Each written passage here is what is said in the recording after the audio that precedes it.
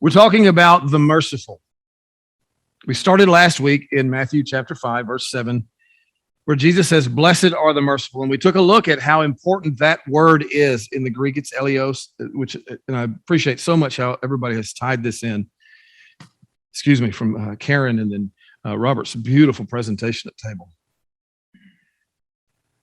The word translated into mercy in the New Testament is the same Greek word that was used to translate chesed into the Greek Old Testament, the Septuagint, over and hundreds of times. God's kindness, his loyalty, his covenant love, his steadfast love that never ceases. In Psalm 23, where it says, "Goodness and mercy shall follow me all the days of my life." It's goodness and steadfast love. Goodness and chesed in the Greek. Goodness and eleos. Mercy will follow me all the day. The goodness of God, the love of God, the joy of God, the blessing of God, the purposeful interaction into our lives to bless us in the heavenly realms. That's all encompassed in that word. And that word shows up in some very interesting moments in the New Testament. And while we've been used to looking at it and reading it as mercy and thinking, and this is how I've thought for years and years and years, up until really I taught the lesson I'm going to teach today. I taught it, and where's Amos? Oh, there, I had Amos carry my notes and okay.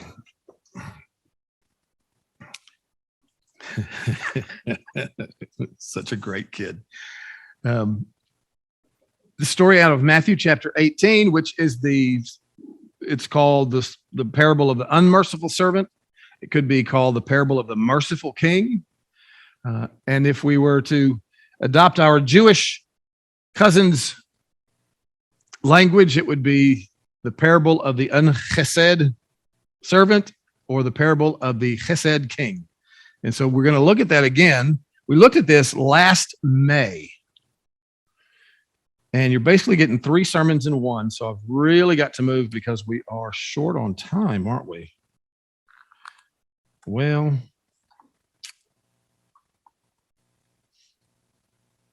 I'm the preacher, I can go long. Anyway, we'll just hit the highlights. So with the idea of the kindness of God, the loyalty of God, the steadfast love of God, all being in the mix of the meaning of the English word mercy when we see it in the New Testament, let's watch what Kids Bible Episodes Productions produced for us when they gave us this parable just a little over a year ago.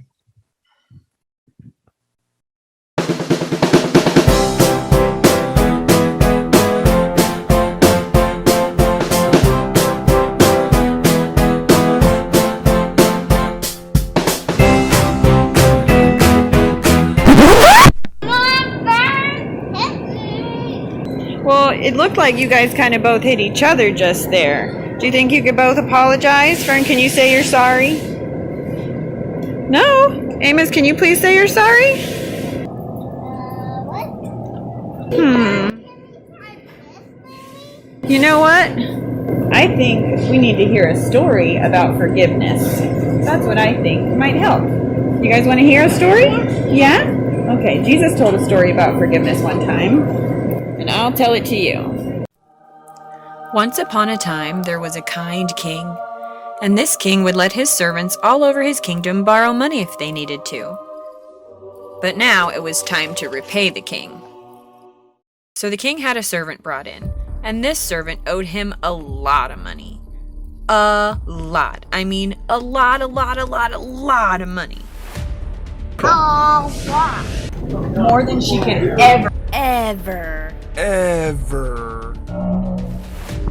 repay. And since she could not repay, the king ordered everything be taken away from this servant. Take her toys, take her house, take her car, and get her out of here! So the servant fell on her knees and begged. Please give me more time. Be patient. I'll get the money. And even though the kind king knew that there was no way she could ever repay him, he took pity on her, forgave her, and said, "I don't want you to worry about it anymore. I cancel the whole debt. You don't have to pay me the money back ever. I forgive you." And let her go.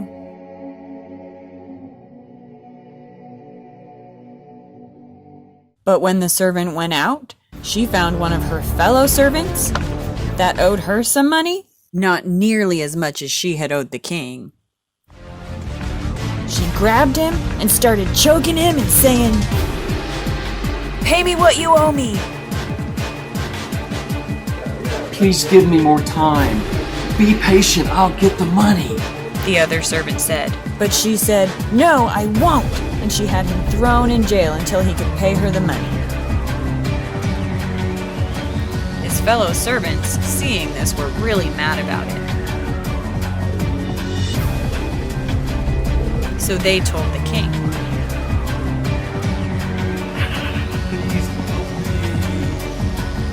And the king had the servant brought back in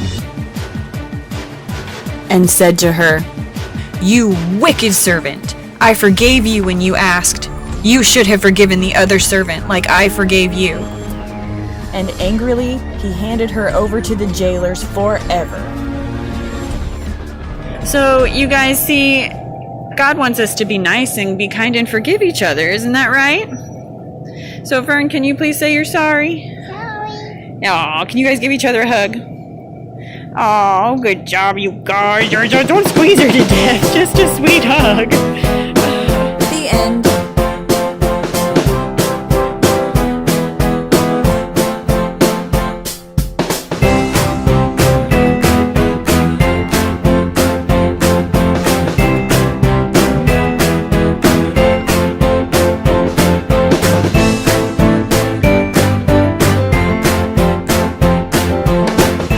Can I keep telling the story?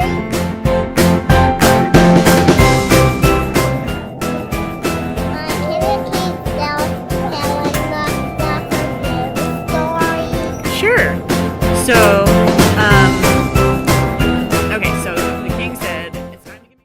So we've heard this story 1,000 times. We've read this story many times, and we've just had it preached a year ago. And I know that we all have great memories. So I'm sure that all that is fresh on your mind. So all I want to do today really is to take a very quick look at some of the details and then figure out what that has to do with rooted. Okay. So you know the story, but there's some details that are just incredible. And we're going to do the details here on this first part in reverse order. We're actually going to go over 2 more points. We've talked about the importance and what the meaning of mercy is. Now we're going to look at the size of the debt. And then the last thing we're going to do is to take a look at a very interesting word from the heart that is presented at verse 35 at the very end of the parable. And I need to find the actual scriptures here.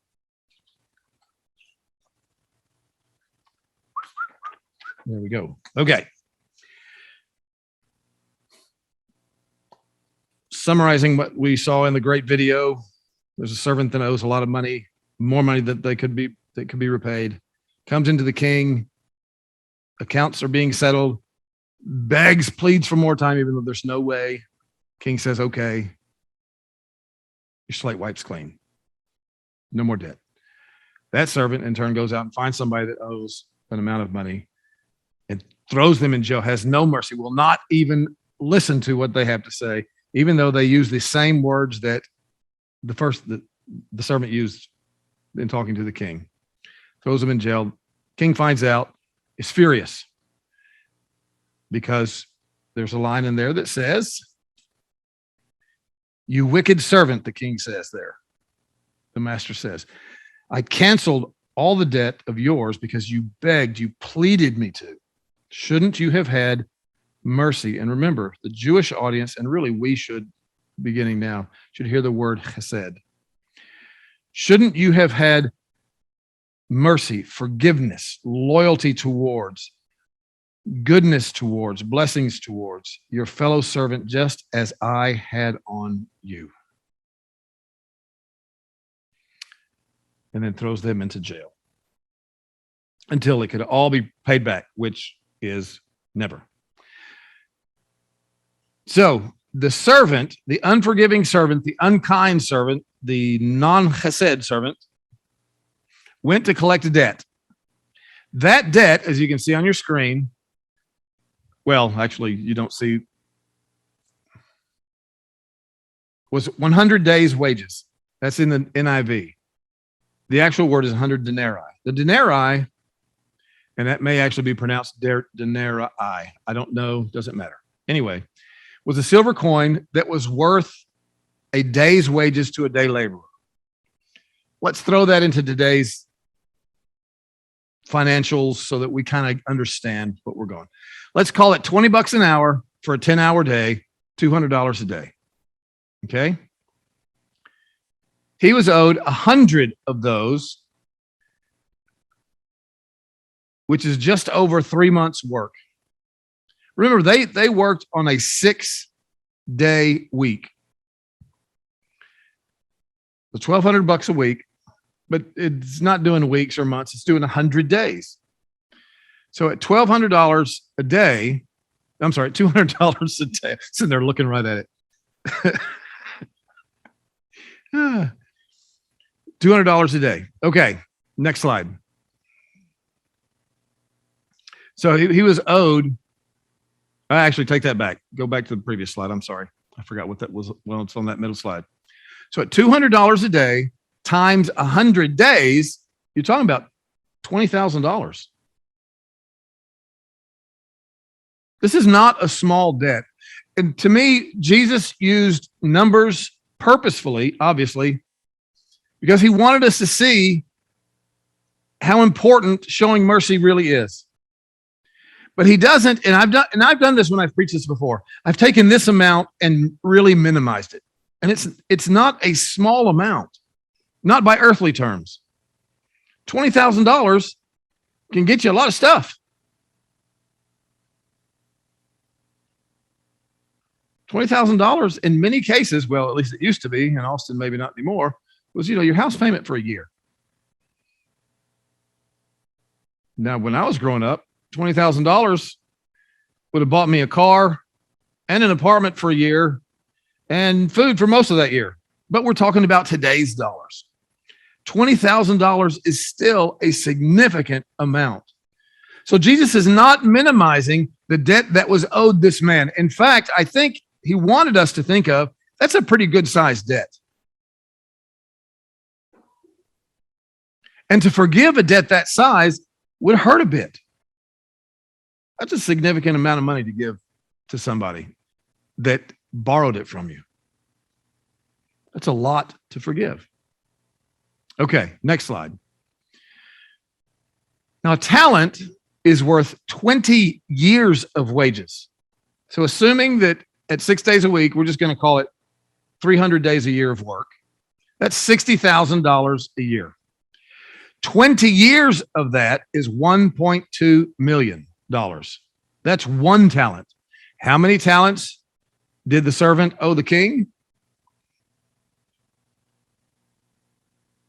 Anyone? 10,000. $12 billion. What's Jesus doing there? Well, first of all, I think it's interesting that it's 10 times 10 times 10 times 10, 4, perfect design.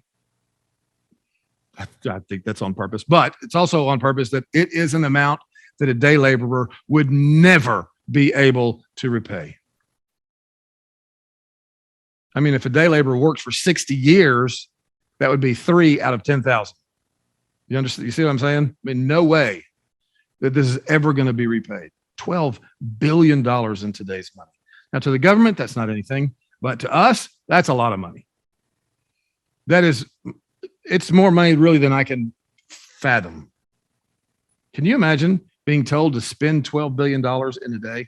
No, I'm sorry, in a year. Let's just go the year.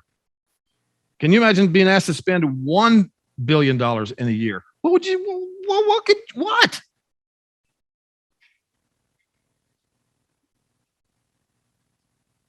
the point Jesus is making, obviously, is that while the trespasses against us on this earth may hurt, the trespasses we have against God are beyond our comprehension. His holiness is so good, so pure, so fantastic that we don't even know how badly we've hurt him. How did this man ever borrow $12 billion to begin with? Or woman, or girl, as was the case in the video.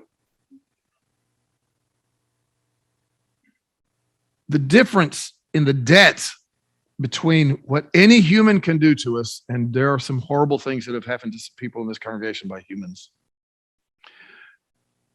and the pain that we cause God with our sin, with our unholiness, the price he had to pay to cleanse us of that is just beyond compare. Again, not minimizing the pain of another's debt against us. He's not. It's significant. What he wants us to realize in this story is how great our sin is against him. And yet, he calls it mercy that he had in the top half of it when he's first dealing with the people, and the servant falls on his knees and begs him, "Be patient with me, be patient." He begged, "I'll pay back everything." The master took pity, that word splanknon, from the inside, ripped from the inside out he was, and he canceled the debt and let him go. But then when the master called him into account for not forgiving the other's debt, he uses the word, not forgiveness, he uses the word mercy. Shouldn't you have had mercy on your fellow servant just as I had on you? I wonder if the audience didn't kind of go, well, that's a weird word. Why didn't he use the word canceled as he did up when the king first canceled the debt? That gets into the from the heart section. So let's go to that next slide.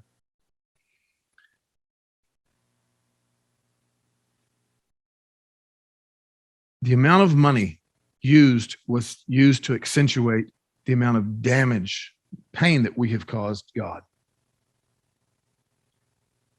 The use of the word mercy coincides with what the master, the king, says to that ungrateful servant. Shouldn't you have had mercy on your fellow servant just as I had on you? In his anger, the master handed him over to the jailers to be tortured until he should pay back all he owed, which, again, impossible. Here's the rub. Not the rub. Here's the point. This is how my heavenly Father will treat each of you unless you forgive your brother or sister from your heart. You hear that? Now, here's the interesting thing about that word. Remember, we want to know what Jesus said 2,000 years ago, not what we hear when somebody says, I love you from my heart. I love you with all my heart. My heart goes out. Now, and I shouldn't minimize that, and I'm sorry for doing that. We use that saying from the heart in several different ways. Number one, we use it as a very emotional thing. Well, it's what my heart longs for, so it must be okay. Our emotions are one of the devil's greatest tools. Now, that's not to say that God never uses our emotions. I'm not saying that at all. In fact, in this story, the king, in settling his accounts, is incredibly emotional when the servant pleads for mercy. We would say today his heart was ripped out, or his guts were, he was ripped in two from the inside out. The splanknon, the very deepest, most innermost parts, ached within him until he had to do something, and that was to forgive the debt, to cancel the debt. So emotion is not always bad, but emotion can be very tricky and a tool of Satan, and we need to remember that. Remember that anything good God has done, Satan's really good at turning it around and abusing it and causing us pain and misery and leading us into sin through it.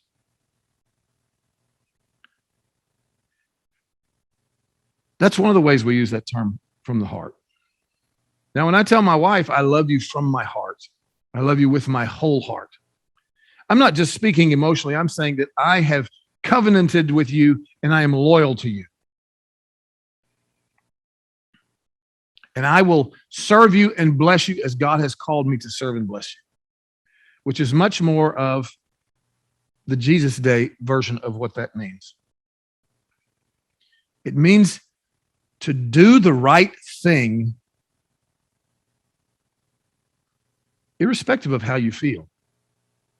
To triumph over anything that would get in the way, including emotions. But to do the right thing out of covenant, out of commitment, out of purposefulness, instead of what's easiest or what I feel like doing. For instance,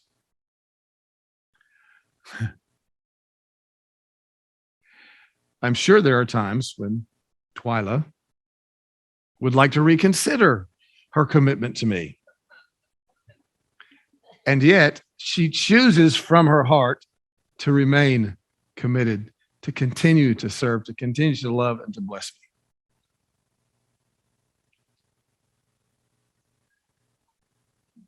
That's what biblically from the heart means, that my will is to do the mind of God, the desires of God, the will of God, more than it is to satisfy my cravings, my desires, my emotions,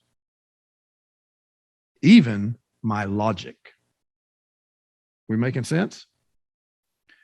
So when Jesus says in this story, which applies to everyone, right?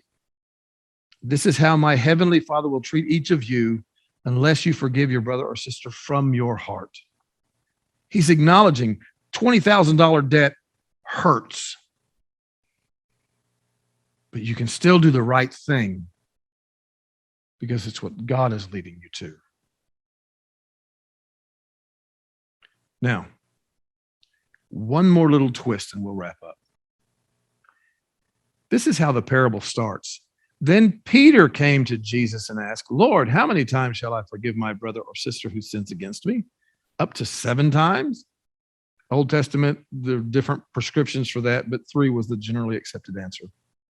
Peter's going to the next perfect number. 3 is a perfect number. I'm going to the next one. 7? What do you think about that? Am I getting it or what? I am your number 1 disciple because I understand you better than these other mooks. Of course, you see the fallacy in that. And Jesus says, not 7.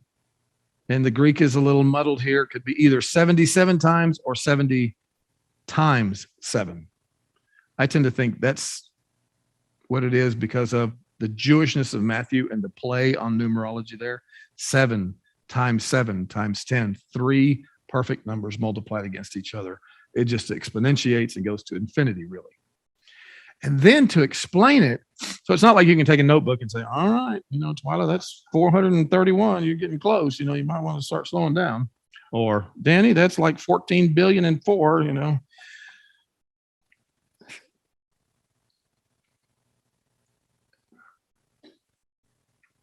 It is to infinity and beyond, to borrow another Hollywood phrase, that we should not just forgive. You see, Peter said, forgive my brother. Jesus said the king canceled the debts. But what got the servant in trouble was that he did not show mercy. Chesed. Not just forgiveness, but forgiveness and blessing. Does mercy include forgiveness? Absolutely. But forgiveness is the beginning of the meaning. Blessing, kindness, goodness, loyalty, a love that serves, a steadfast, unshakable love. That's chesed, that's New Testament mercy. I mean, think about it. We all owe God 12 billion. How much kindness does it take to forgive that? But that's not all we get. We get each other. That's a positive on the accounting sheet, by the way. And we get all of his benefits and his loyalty towards us and his goodness towards us. And the blessings never cease. So why did I start out this new series that we're doing, All Things Rooted, with this? Peter and the other 11 had been with Jesus for years at this time. They had learned quite a bit. And they're testing the waters here a little bit to see maybe, hey, am I doing this all right? You know how we do with our favorite teachers? We want to impress them. We want them to know we get it.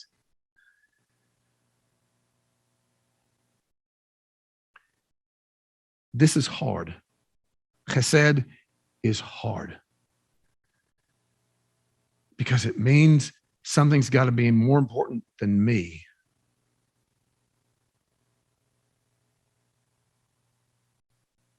And it means I got to want it. I've got to pursue it. That was that's the package from last year, that we pursue lives of Hesed.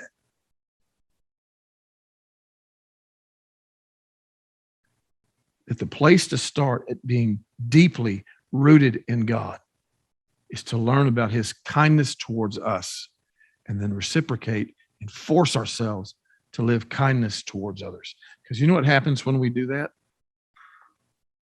The judgment scene.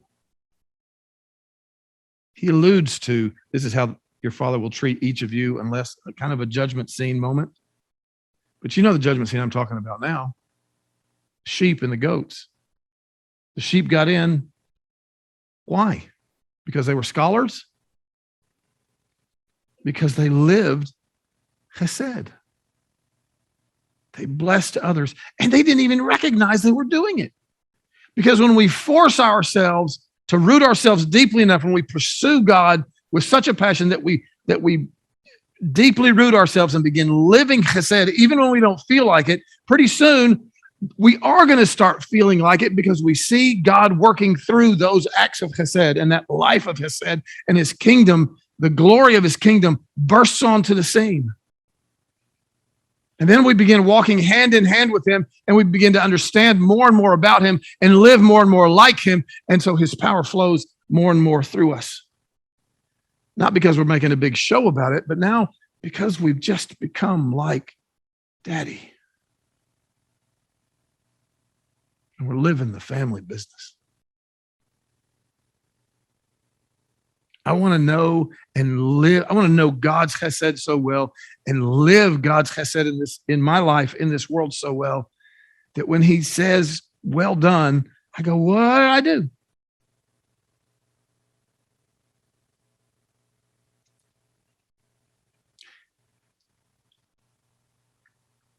It's one of the reasons I love kids so much. You saw it with Coraline when she was a little bitty, and you see it now when I interact with Amos and Fern. This morning they've been drawing stuff for me, and Amos wrote his name out. It was A, big A on this side, little M over here, and then the O up here and the S over here. To an adult, it's a mess, right? But to me, it's beautiful. I smiled and I told him, and the joy on his face at making me happy was, it's overwhelming.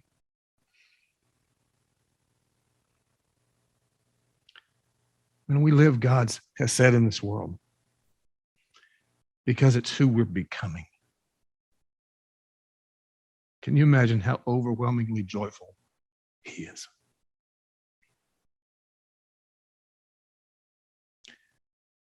Let's do this. Let's root ourselves and force ourselves to live chesed till it just becomes who we are, because our Heavenly Father is that. Our song of encouragement, praise team, go ahead and come on up, please. Here in this place.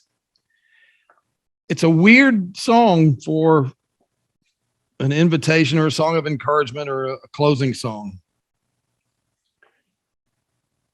And yet, it's perfectly appropriate because if we are God's representative in this world, we want people to lay down their burdens and come to us. That we are a place of grace and mercy because we are his children, his representatives, his beauty in this world. So let's sing this as our commitment to become this for God's conduit to glory in this world. Let's stand and sing.